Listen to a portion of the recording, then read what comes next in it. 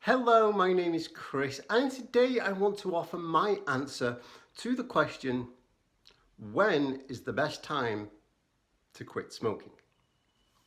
I want to talk a little bit about picking a quit date and why you'll benefit both physically and psychologically from making that quit date sooner rather than later.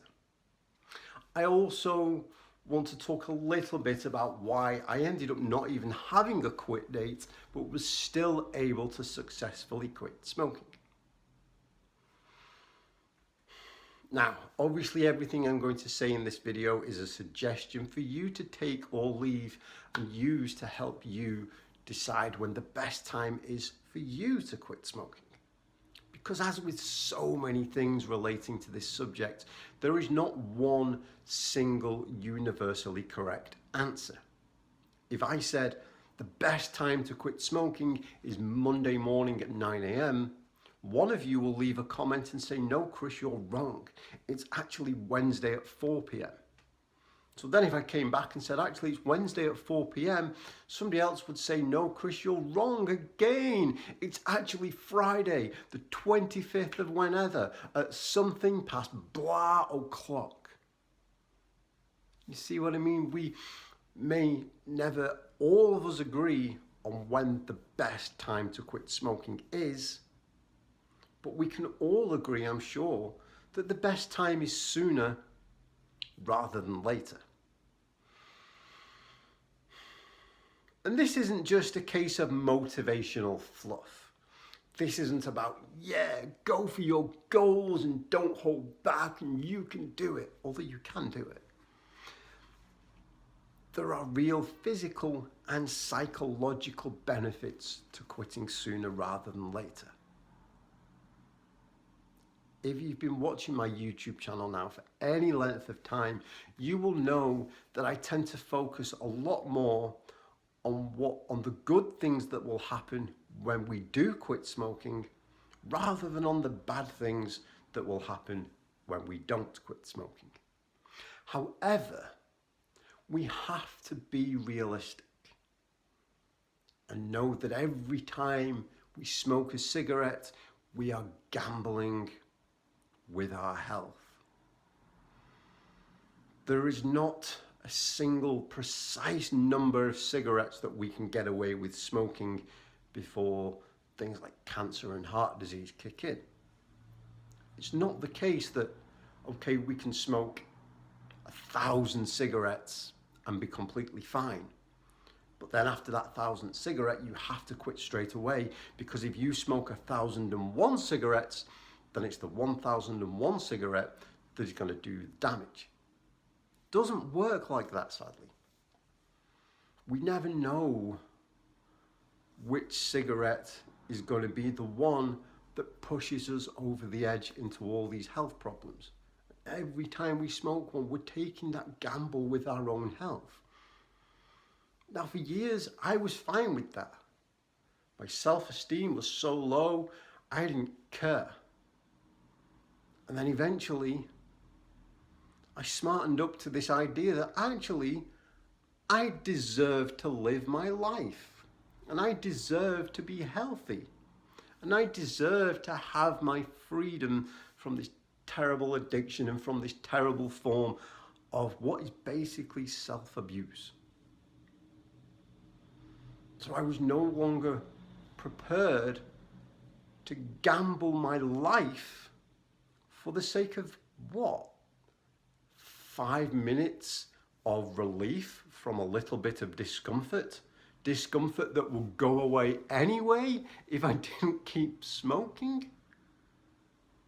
The insanity of it was on a whole other level. So I had to know that, the longer I delay quitting smoking, the more risks I'm taking, the greater the odds that something really bad is going to happen from which there is no coming back.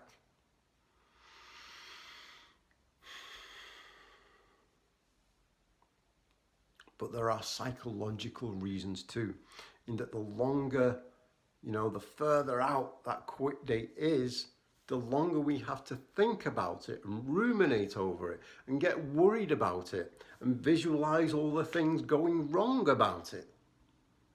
We get stuck in that primitive part of our brain that is trying to protect us by going, okay, if I quit smoking, this bad thing might happen and this bad thing might happen. It's like, okay, you had an important game-changing meeting at work. And I said, hey, this meeting is tomorrow. You might get all anxious about it, you might worry about it, but then you prepare for the meeting and you go and you do it tomorrow and it'll be over. If I said to you, hey, this big, important, game-changing meeting takes place 3 weeks from now, then that's 3 long weeks of going, oh my goodness, I've got this big thing coming up in my life. And the more anxious we get about it, the more we're likely to smoke, because when we worry and we get anxious, we tend to smoke more. So then the more we're doing this, we're reinforcing this idea that cigarettes are helping us. We're reinforcing this idea that we need cigarettes to get through situations. So sort of rein it in a bit. Rather than it being 3 weeks from now, why not 3 days from now? Or 3 hours from now?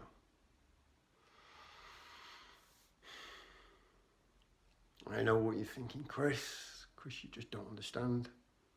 My life is super stressful at the minute. There's no way I can add quitting smoking on top of it right now. I absolutely do understand. I get that completely.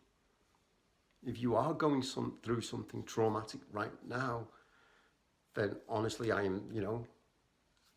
really feel for you. And I'm not suggesting that if something traumatic happens to you today, that you should quit smoking tomorrow. But what's important to remember is that quitting smoking isn't just about quitting smoking. It isn't just about no longer putting cigarettes in our mouths. It's about learning it's about adapting to a new way of life. It's about learning to cope with all those situations that used to trigger us, all those situations that used to make us feel uncomfortable. It's about learning to get through all those without a cigarette.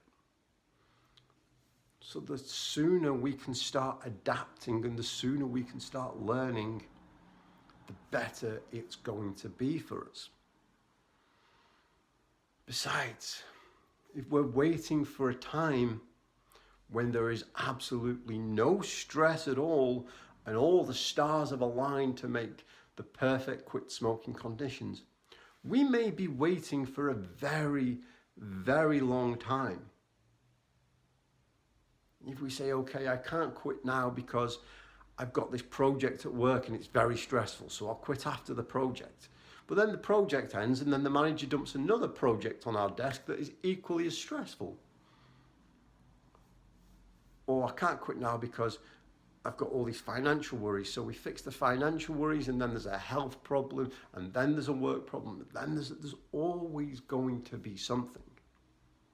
And if we, even though it is stressful and even though it is unpleasant, if we can learn to tackle these day-to-day stresses whilst quitting smoking, we will be in such a better position to be able to tackle the bigger things when they eventually come up. And if you think it can't be done, it absolutely can. 2017, my goodness, that seems like such a long time ago. 2017, when I quit smoking, I was quitting smoking and then my friend Dave passed away. And then about 6 weeks after Dave passed away, my granddad on my dad's side of the family passed away. And then about a month after that, my nan, my mother's mother passed away, and I was very close to her and loved her dearly. And all this happened within about 3 months whilst I was trying to quit smoking. And I'm not going to tell you that I breezed through it. I'm not going to tell you that it was just like, okay, my granddad's died, but so what? You know, it's not like, oh, my friend Dave died, but I don't even feel like smoking. I absolutely did. The day I found out that my friend Dave died, I would have, you know, done some quite despicable things to get a cigarette, but I didn't do it because I didn't want to disrespect his memory and go, okay, you're dead, so I'm going to use that as an excuse to pollute myself. So it certainly wasn't easy. It was a bumpy road, but I did it anyway. And because I was able to get through those stressful and you know, very difficult times, now whenever I'm faced with something big in life, I know absolutely that I've got what it takes to get through it. I've learned that, you know, one of the absolute best things about quitting smoking is that we learn how strong and how capable we really are. You know, it's not just a case that when something big happens, I know I can get through it without a cigarette. Cigarettes don't enter the equation. This room that I'm in could fall to the ground right now, and I know I'll be fine because I've proven to myself that I can be.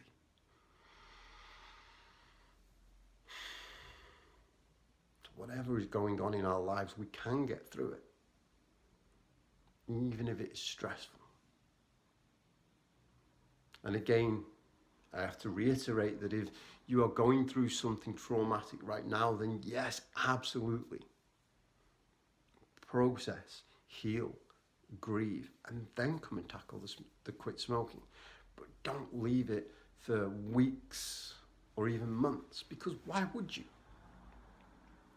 Chris, I've got this stressful thing going on in my life, so I can't quit smoking right now. But are cigarettes even helping you? See, this is a genuine question. Are cigarettes actually helping you get through this situation? And if they are, then why are you thinking of quitting? And you must be thinking of quitting because you've just watched 12 minutes of this video, right? There's deep down, you know these cigarettes are not really doing you any favors. So why not let them go? Because it's going to be hard. It might be, it might not. Some people quit smoking and it is a breeze for them. They never need to watch any video that I make because they do it like that. And you may be one of those people. Well, no, because I quit before and it was hard. I know what it's like. But you have got it in you to get through it. If you quit smoking for even an hour, you've proven to yourself that you are capable of doing it. Now it's just a case of making it 2 hours, 3 hours, 4 hours. And one other reason I believe why it's not necessarily a great idea to leave it too far in the future is that the longer we do that, the more likely we are to romanticize that final cigarette.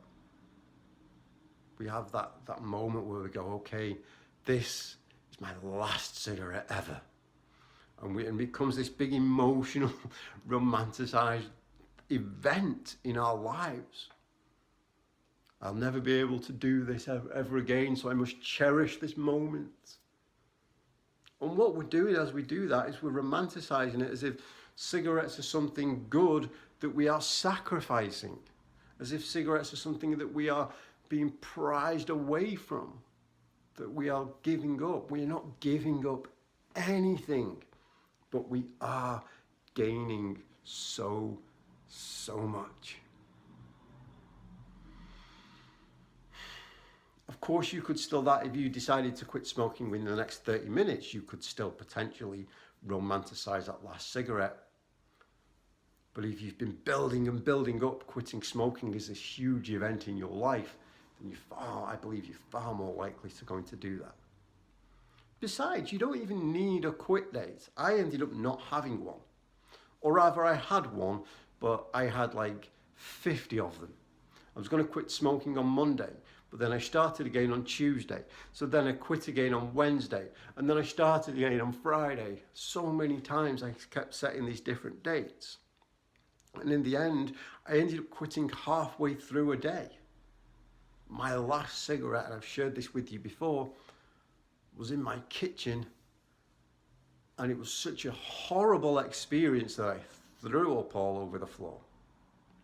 And I'm so grateful for that today, because I certainly, when I think back to my last cigarette, I don't think back to this romantic moment of, parting is such sweet sorrow and getting rid of this thing. I think, oh my God, if I smoke again, it's going to make me throw up.